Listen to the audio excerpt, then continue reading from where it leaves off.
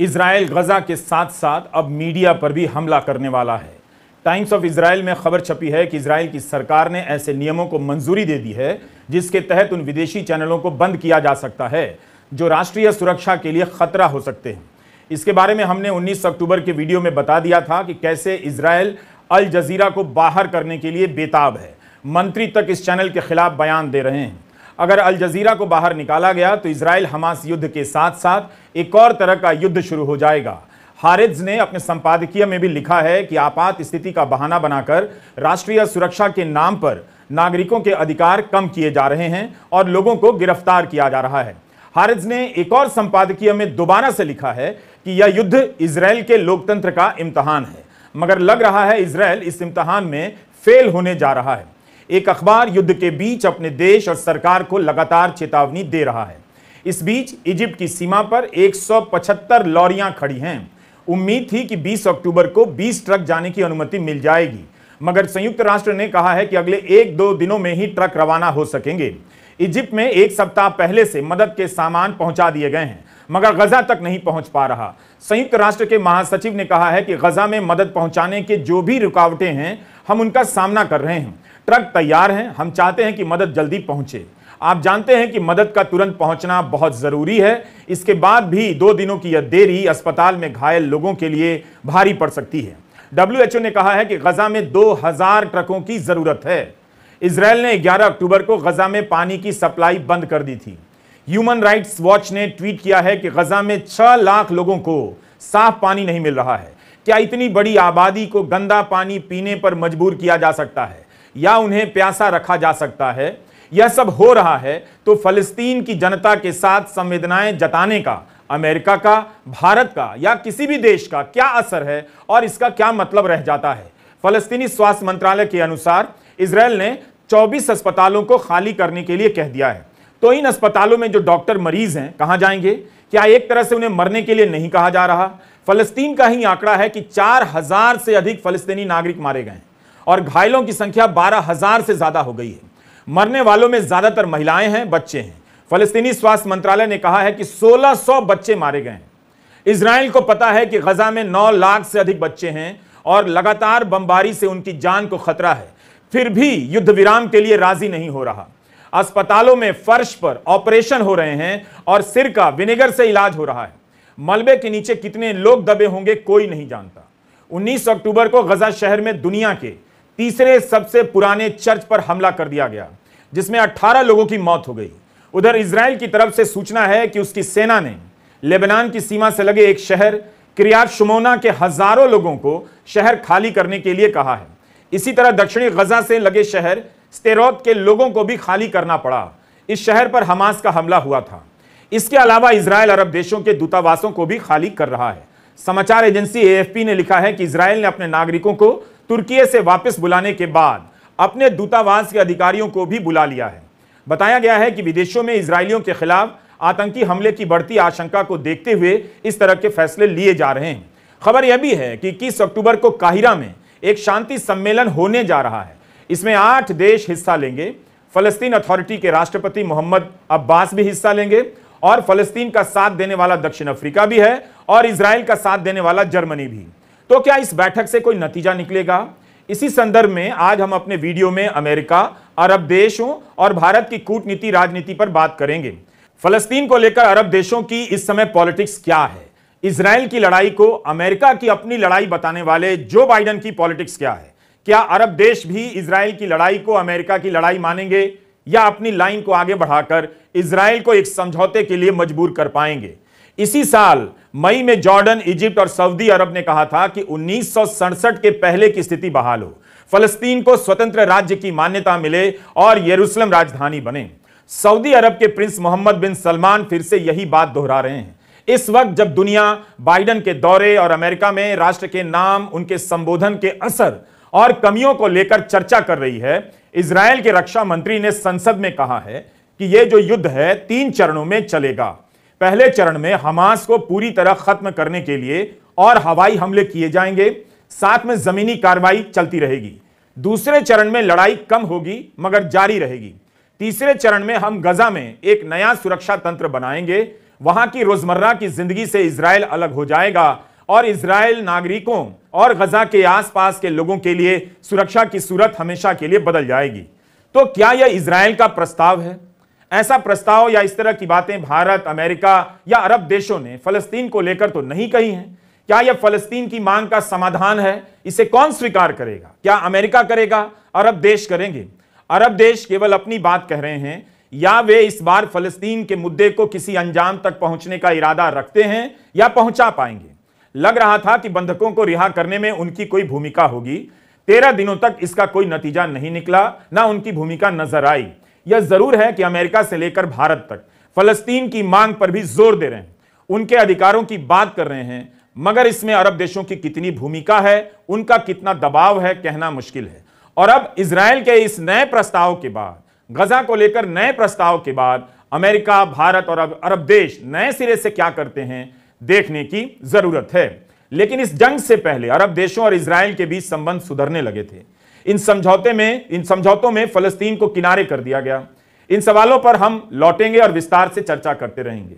हमने द हिंदू अखबार की पत्रकार सुहासिनी हैदर से इस सवाल को लेकर बात की कि फलस्तीन का सवाल और अरब देशों का आक्रामक अंदाज क्या कोई नतीजा लेकर आने वाला है या एक नए बहाने के साथ पुरानी यथास्थिति बहाल कर दी जाएगी।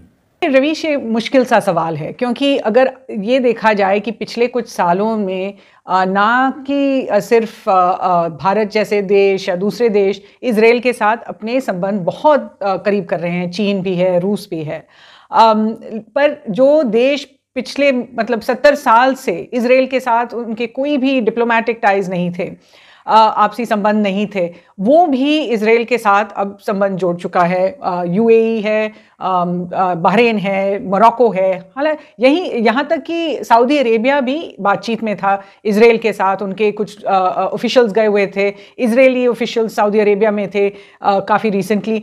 तो जो ये डिप्लोमेटिक टाइज खोलने की बात हो रही थी, उसमें ऐसा लग रहा था कि पैलेस्टीन कॉज जो है या पैलेस्टीनियन फ्रीडम स्ट्रगल जो है, जो भी बुलाते हैं वो उसको, वो थोड़ा सा ठंडा पड़ गया था और उसके लिए जो सपोर्ट था वो भी थोड़ा ठंडा पड़ गया था कि इतने सारे देश जिन्होंने पहले कभी नहीं इजराइल के साथ अपने संबंध जोड़े थे, अब वो जोड़ने में था।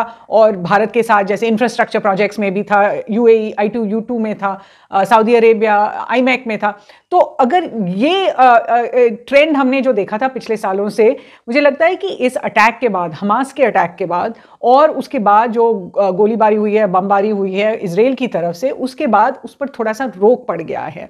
तो मुझे नहीं पता कि अगर पैलेस्टीनियों के लिए कोई ज़्यादा सपोर्ट मिलने वाला है अगले कुछ हफ्तों में, लेकिन ये हम ज़रूर देखेंगे कि हमदर्दी सब जताएंगे और जो उनके जो प्लान्स थे इजराइल के साथ आपसी संबंध के लिए, वो शायद अभी ठंडे पड़ जाएंगे। शुरू में लग रहा था कि इस मामले में अरब देशों की अहम भूमिका होने वाली है।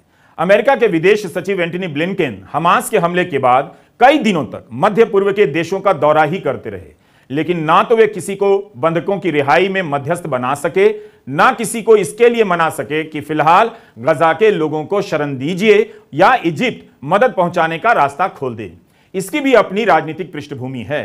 गजा के लोग एक बार धोखा खा चुके हैं, इसलिए अरब देशों के लिए इस मामले में राजी होना आसान नहीं था कि उनके यहां गजा के लोग आकर बस जाएं। एक तरह से सबने इजराइल की निंदा की है, क्रिटिसाइज किया है अरब देशों ने, लेकिन कोई नहीं राजी है कि और पैलेस्टीनी अपने देश में आए। इजिप्ट ने आपने देखा होगा कि एक जो बचा एग्जिट था गजा से इजिप्ट की तरफ रफा पे, उसको बंद किया हुआ है। उन्होंने कहा कि जब तक इजराइल एड नहीं अलाउ करेगी इस तरफ से, वो जो फॉरेन सिटीजन्स है या ड्यूअल नेशनल सिटीजन्स गजा में फंसे हुए हैं उनको भी बाहर नहीं आने देंगी।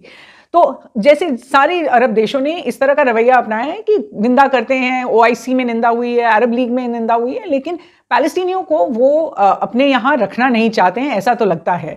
लेकिन एक चीज़ याद रखनी पड़ेगी रवीश की इसका भी कोई इतिहास है। 1948 में जो पैलेस्टीनियन बोलते हैं, उनको उसको नकबा बुलाते हैं कि जब ब्रिटिश फोर्सेस और यूएन के फोर्सेस ने फोर्सिबली इनको अपने घरों से निकाला था, उसके बाद वो कभी अपने घर वापस नहीं जा पाए।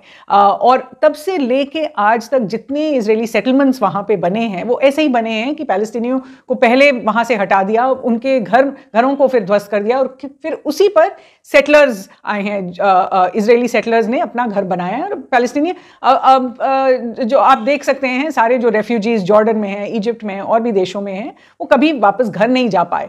तो अरब देशों का ये भी मानना है कि अगर वो इस गजा में अभी एक प्रेशर कुकर के समान तापमान है, प्रेशर कुकर के समान स्थिति है, तो अगर इस प्रेशर कुकर से वो कहें कि पैलेस्टीनियों को आप निकाल दो, जो 2 मिलियन या 20 लाख पैलेस्टीनियन हैं वहाँ पे, फिर इजराइल पे प्रेशर कम होगा। इजराइल फिर गजा को बिल्कुल जो भी चाहता है वो कर सकता है वहाँ पे, क्योंकि अब तक इजराइल ने जब 2006 में अपने फोर्सेस को निकाला था, सेटलर्स को निकाला था एक अग्रीमेंट के तहत, तब से इजराइल ने सोचा है कि गजा में जाना अच्छा नहीं है, क्योंकि वहाँ इतनी आबादी है कि कहीं से भी खतरा हो सकता है।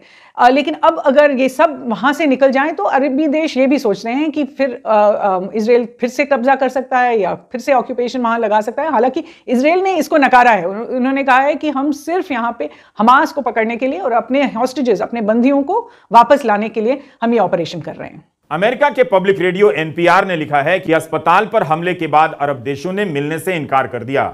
बाइडन इतनी दूर गए और 31 घंटे में वापस आ गए। बाइडन जॉर्डन में वहां के राजा, इजिप्ट के राष्ट्रपति अल सिसी और फलस्तीनी अथॉरिटी के अध्यक्ष महमूद अब्बास से मिलने वाले थे। हालांकि इसका यह मतलब नहीं कि इन देशों और अमेरिका के बीच संबंध खत्म हो गए हैं।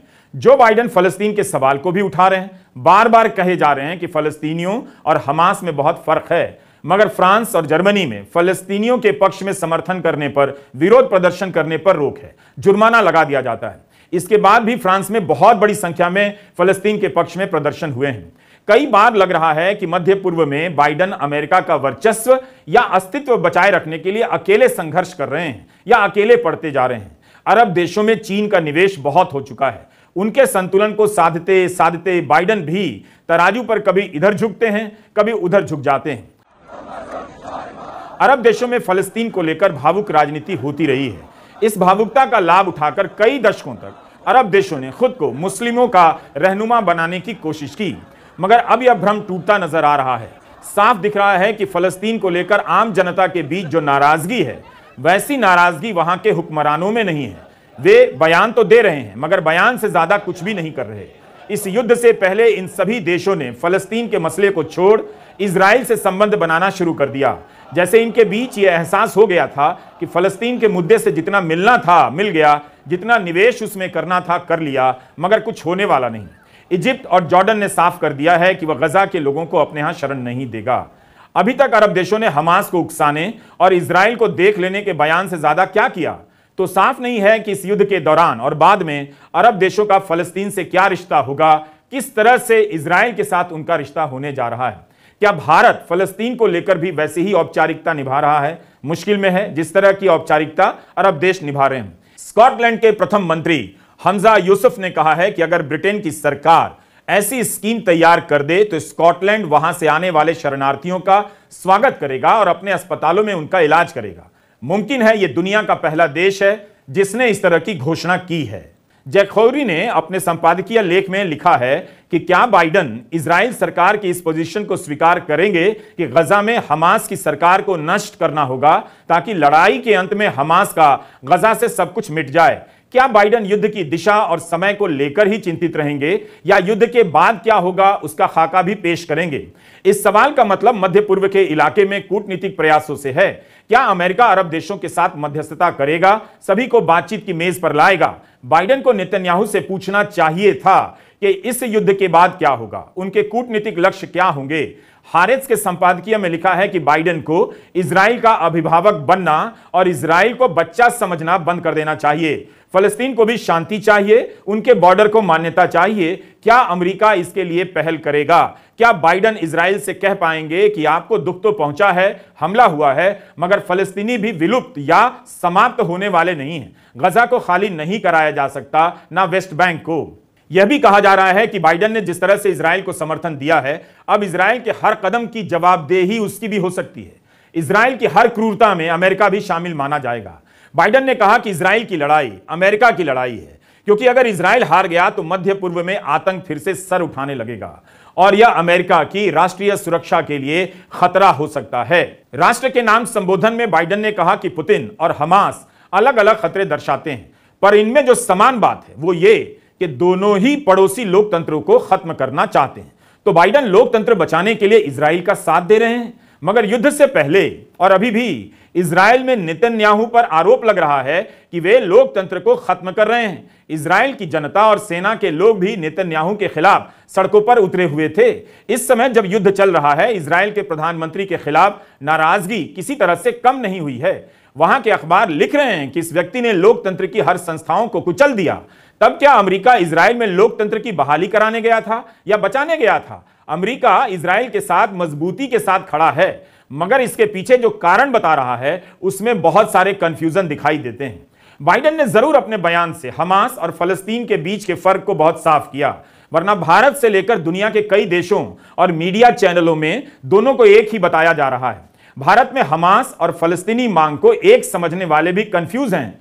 एक अंतर और नोट कीजिए, भारत ने फलस्तीन के समर्थन में दो बार बयान जारी किया, मगर एक बार भी फलस्तीन और हमास में अंतर को साफ नहीं किया, जिस तरह से अमेरिका के राष्ट्रपति जो बाइडेन ने किया है। प्रधानमंत्री मोदी ने फलस्तीनी अथॉरिटी के राष्ट्रपति मोहम्मद अब्बास के साथ फोन पर बात की। यह बातचीत बाइडेन के फोन पर बात करने के बाद हुई।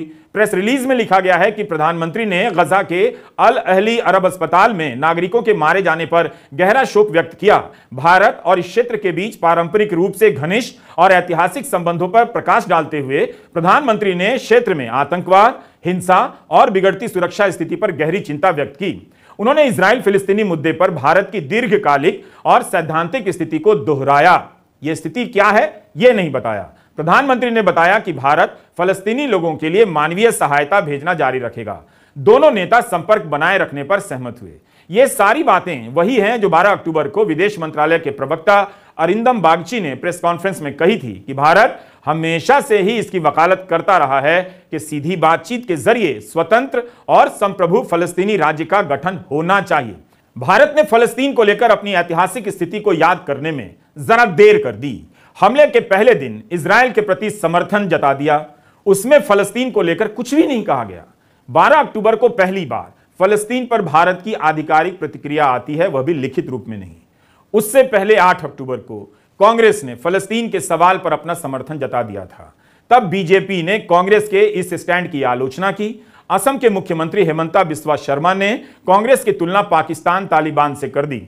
लेकिन जब भारत के विदेश मंत्रालय का फलस्तीन पर बयान आ गया तो जो कांग्रेस की लाइन पर ही था, तब सब इस मुद्दे को छोड़कर भाग गए।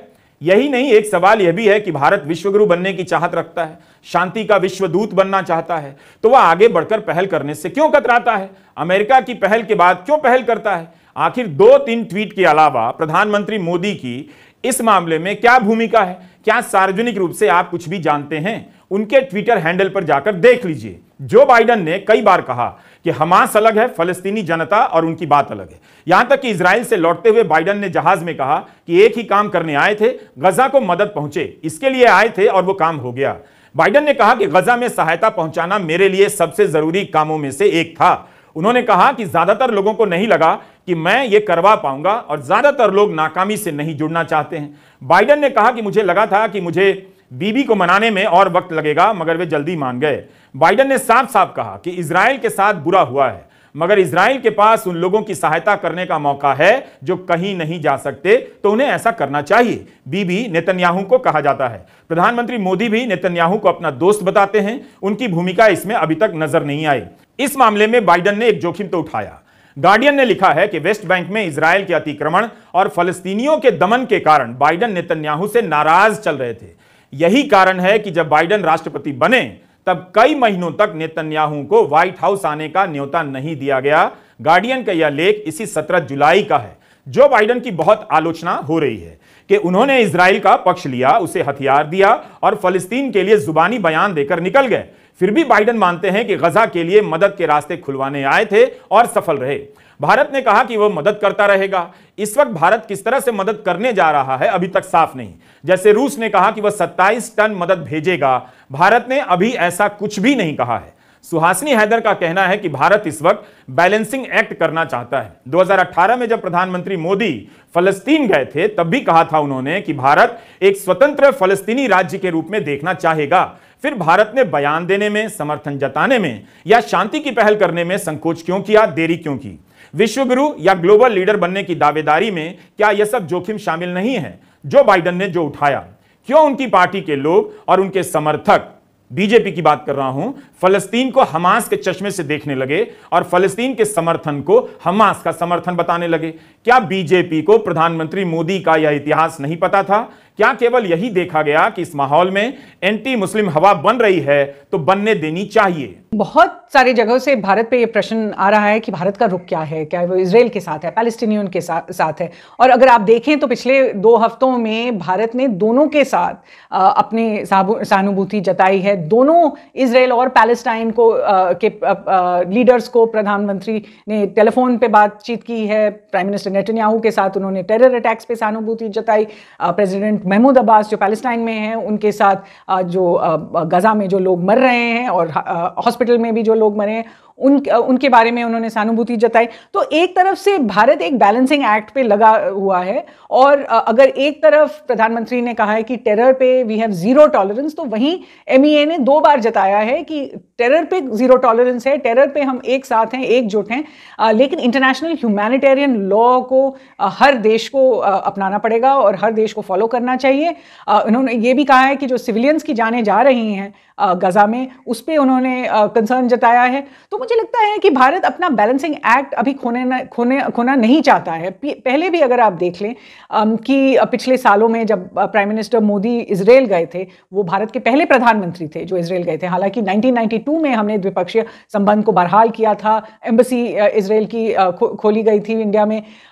लेकिन 1992 से अब तक हमने इतनी तेजी से रफ्तार नहीं देखा था उनके संबंधों में। प्रधानमंत्री गए थे 2017 में, लेकिन फिर 2018 में प्राइम मिनिस्टर मोदी पैलेस्टाइन गए थे। वहां पर उनको सम्मानित किया गया कि उन्होंने पैलेस्टाइन के लिए कितना किया है। तो मुझे लगता है कि इस तरह का जो बैलेंस है भारत रखना चाहेगी, क्योंकि भारत का जो ऐतिहासिक स्टैंड जो हो चुका है, आप नॉन अलाइनमेंट का कह लीजिए, आप किसी का भी कह लीजिए, वो है कि जब कॉन्फ्लिक्ट होता है तो भारत बातचीत के पक्ष में होता है, शांति के पक्ष में होता है। यूक्रेन में भी आपने देख लिया। तो हालांकि पॉलिटिकली कुछ लोग कहना चाहेंगे कि भारत सिर्फ इजराइल के साथ है और ऐतिहासिकली लोग कहेंगे कि भारत का रुख पैलेस्टीनियन के साथ ही रहा है। मुझे लगता है कि पिछले 30-40 साल से भारत ने एक बैलेंसिंग एक्ट अपनाया है और वो बैलेंसिंग एक्ट आज भी जारी है। सवाल है कि हम इस संतुलन की राजनीति से क्या हासिल करना चाहते हैं, अपने लिए क्या हासिल करना चाहते हैं और फलस्तीन के लिए क्या हासिल करना चाहते हैं। क्या यह संतुलनवाद भारत को दुनिया के नक्शे पर कूटनीतिक बढ़त दिलाता है? अरब देशों के साथ भारत के अच्छे संबंध रहे हैं हमेशा से, कई बार नाजुक मोड़ से गुजरते रहे हैं, मगर इन संबंधों में व्यापक स्थिरता देखी जा सकती है, अब भी है। फिर भी भारत इस पूंजी का लाभ उठाकर इस इलाके में शांति की कोशिश क्यों नहीं करता? क्या इस वजह से अब बयान फलस्तीन के लिए देना है और दोस्ती इजराइल से निभानी है? इसी चक्कर में गोल गोल घूमते रहना है। रूस ने भी इस इलाके में दखल बढ़ा दी है। रूस ईरान के समर्थन में आ गया है और कह रहा है कि ईरान पर आरोप लगाना आग में घी का काम करेगा। युद्धपोत और बम वर्षक के आने का स्वागत मत कीजिए। इस लड़ाई से दुनिया को कुछ नहीं मिलेगा, मिलेगी तो केवल मौत, तबाही और दूसरे हिस्सों में भयंकर गरीबी। यूक्रेन का युद्ध हम सभी के सामने है, उसका नतीजा भी आपके सामने है। नमस्कार, मैं रविश कुमार।